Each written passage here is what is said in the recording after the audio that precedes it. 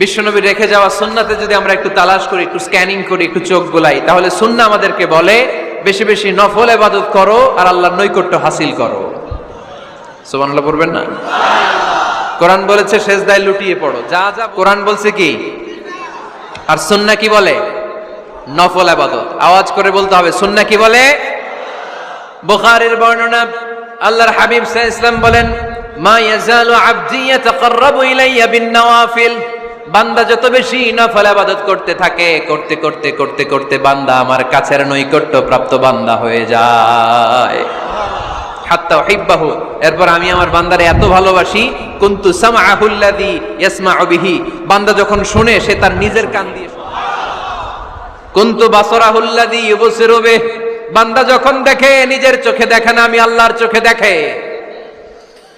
ওয়ায়াদাহুল্লাতী ইয়াবতিশু বিহা, বান্দা যখন কিছু ধরে বান্দার হাতে ধরে না, আমি আল্লাহর হাতে ধরে। ওয়া রিজলাহুল্লাতী ইয়ামশি